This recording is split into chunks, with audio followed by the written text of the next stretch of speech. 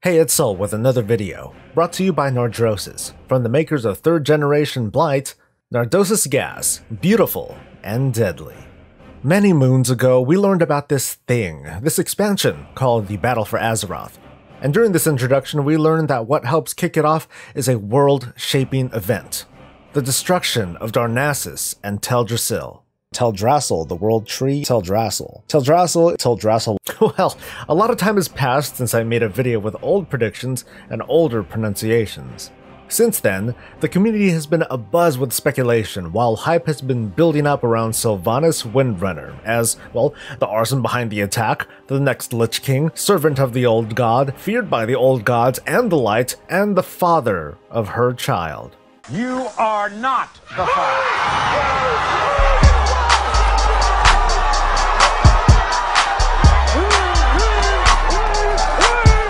But maybe that isn't quite the case.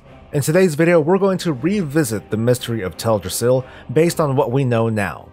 We're going to have a bit of fun, highlighting some popular theories and suspects, from the plausible to the outlandish. Maybe in a few short weeks, we'll find out how wrong we are once again.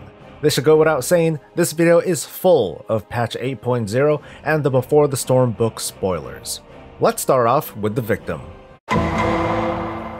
Teldrassil is burning.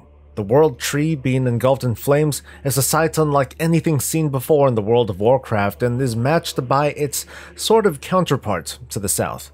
The state of Teldrassil at this end stage is illustrated from the drawings presented at BlizzCon, the in-game representation from Darkshore, and the visualizations in Darnassus.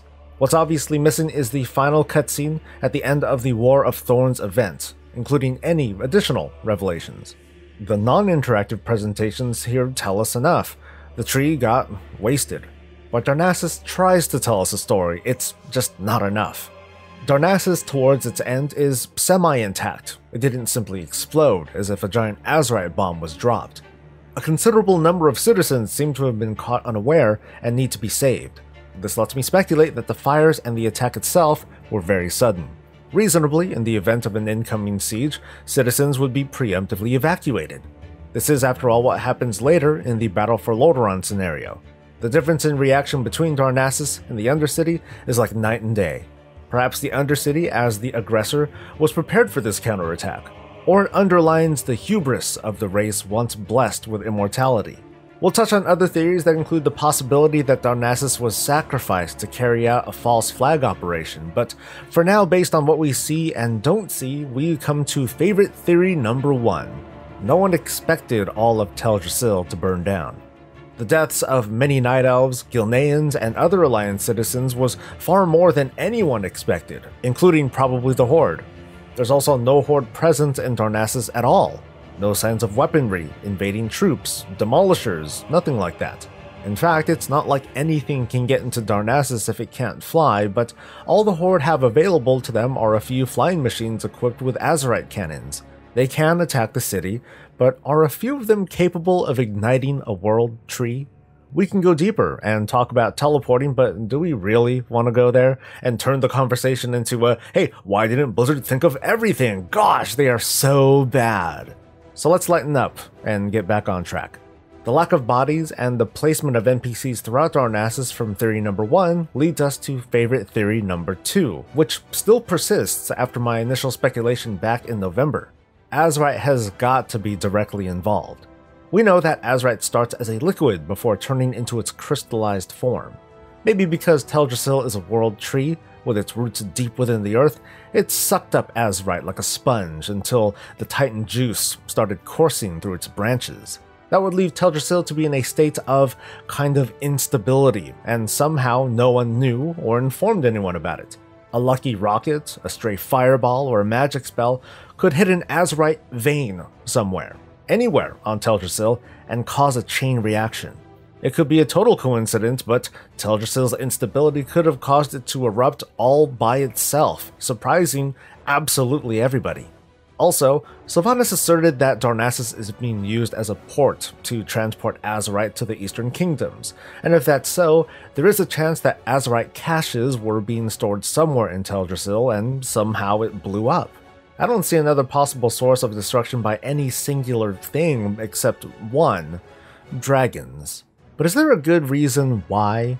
The dragonflight, except for maybe the blues, appear to have been laying low since the death of xe'ra. Why would they act now? Could Wrathion be involved? There might still yet be some underlying plot by Wrathion to prepare for a great conflict, even though he missed the last one. Pushing for open war and then backing one faction to achieve victory could be his goal once again. However, in the beta we haven't seen enough of a connection. Even if Wrathion is involved, does he have the means to burn an entire world tree without the help of Azerite? Because otherwise, dragons are, pretty easy to spot. I think that while the specifics are up to wide speculation, and I'm going to get to that in a bit, I'm all but certain that Azerite was involved as either a catalyst to cause the tree to burn, or an accelerant to accidentally turn a conventional assault into catastrophic mayhem. But who did it, accident or not? There are a lot of players here, and we'll briefly discuss their motive for burning the tree and if they had an opportunity. There are other possible suspects, but with a lack of evidence and motive, there's not much to talk about with certain individuals. Sylvanas, without a doubt, is a suspect, but her statements early in the War of Thorns event make it pretty clear that she intends to capture and not destroy Darnassus. She wants it intact to use it as leverage to discourage the Alliance from attacking, or to encourage them to leave Kalimdor altogether. The latter part is speculative, but this is one of those rare moments of leverage politics in Warcraft that are attempting to be explored. In other words, what she lacks is a motive or a strategy involving a big burning tree. As War Chief though, she has plenty of opportunity and capability. She is the War Chief. She could just order someone to carry out some mission to capture Darnassus' Azerite cache, if there is one, and it all went horribly wrong. It still makes her just as responsible as if she did it herself. From the looks of it, she's going to be blamed for it anyway, but in the end, this feels way too predictable. Without a doubt, she's the aggressor in this latest conflict, but it seems clear that this wasn't a part of the plan. Towards the end of the Before the Storm book, her anger and snap judgment resulted in the deaths of her own people. This time, she's already in a battlefield scenario, and as far as we've seen, there's no sudden moment that throws Sylvanas into a rage great enough to act on lighting up her original plans, literally. And as earlier stated, there's no Horde presence in Darnassus, living or dead, or even any military presence by anyone, for that matter. Maybe in the end, it will be the Horde's fault that Teldrassil was torched, but the full answer is going to be a lot more complicated than that. Genn Greymane is the one other major alliance leader present in Darnassus after Malfurion and Tyrande retreat. One of the more popular rumors flying is that Greymane's hatred for the Horde is so great that he's willing to sacrifice most of the Kaldorei civilization to just get at him. This one is kind of a hard pill to swallow. The Night Elves took in the Gilneans in their most desperate time of need. There's also his reconsideration of the Horde at the very end of the Before the Storm book. His feelings toward the Horde as an organization kind of soften, while his aggression towards Sylvanas remains mostly unchanged. From that, I just don't imagine Genn to be as hawkish or vengeful as he once was. But let's say he is, maybe. There's a chance that Genn sees an opportunity in Sylvanas' attack on Darkshore, knowing that she's aiming for Teldrassil, and decides this is the best way to secure an all-out war against Sylvanas. My son was slain by the Banshee Queen. Let the mothers and fathers of Gilneas and Darnassus also feel my pain. It's still really far-fetched, but we can't argue that Genn didn't have some motive and at least the opportunity.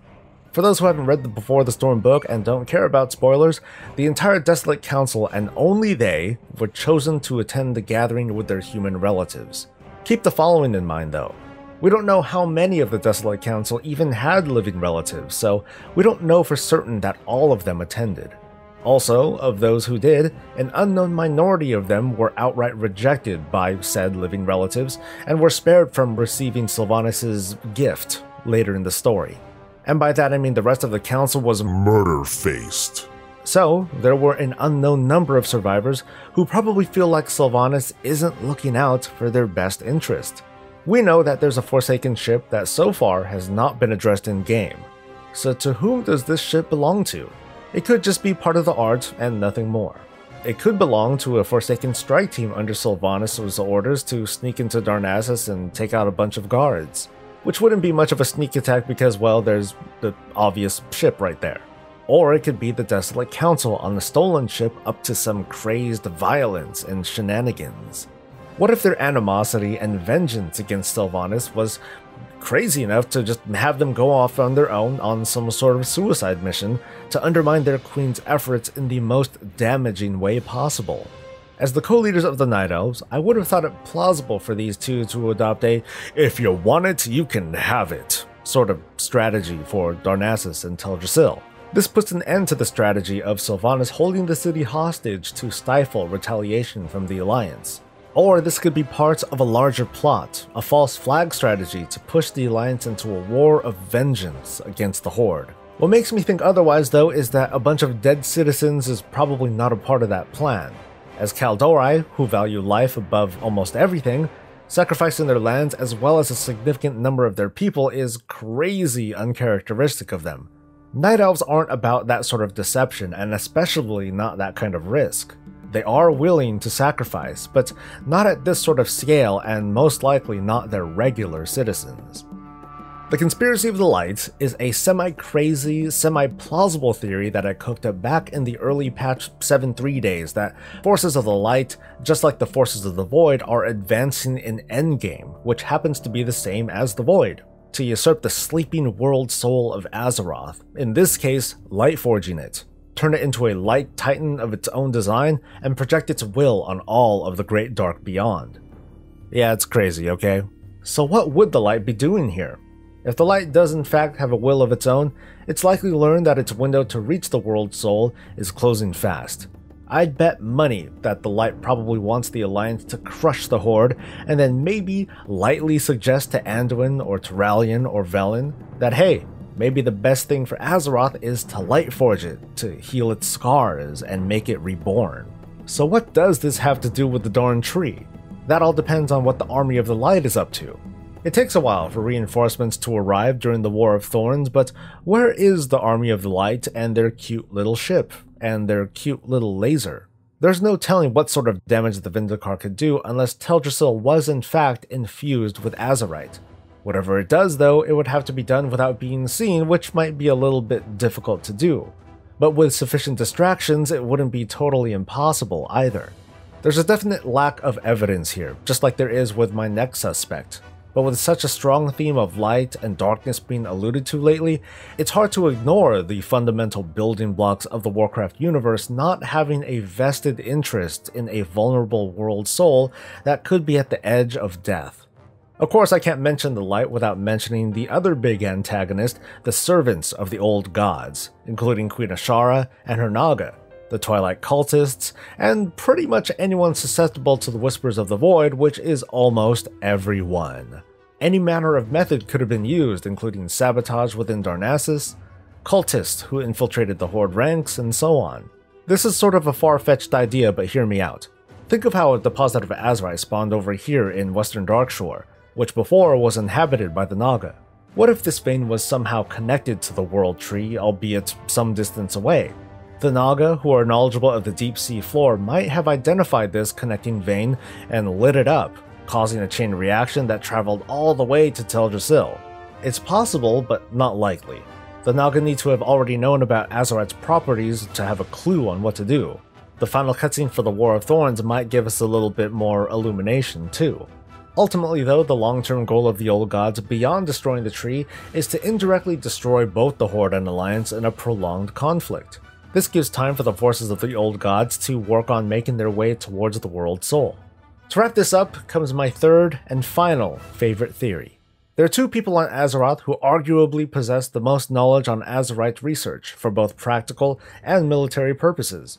That's Saffronetta, or Safi, and Grizzak. Towards the end of the Before the Storm book, these two researchers escaped their lab to get away from Gallywix, who commissioned/imprisoned them and made them do research on weapons. Safi and Grizzak were on their way to escape, and then possibly defect to the Alliance in Teldrassil in return for a chance to invent Azerite-based technology that wouldn't be used for war. Unfortunately, they were caught beforehand, strapped to a bomb that exploded. There was a mention of a ring containing a bit of Azerite right before that too, so maybe they didn't die. And let's assume that they didn't. Their best chance of surviving was to be as far away from Gallywix's reach as possible, and on Kalimdor, Darnassus is in fact the best place to be. If they did escape to there, it would be a natural reason for Azerite to eventually be cached on Teldrassil for research and development. Experimentation and testing sometimes yields significant results. Other times, a world tree can be burnt to ash. Also, what if Gallywix were to hear about their survival? Well, surely he wouldn't want his warchief to know. He would get in some serious trouble. So maybe he planted a few guys in the Horde assault team to have them break off, sneak into Darnassus to find and take out Safi and Grizek. And obviously, something went terribly, terribly wrong. That wraps it up with the update on what might possibly be happening on Darnassus. What do you think happened that I didn't mention here? Any details that I missed?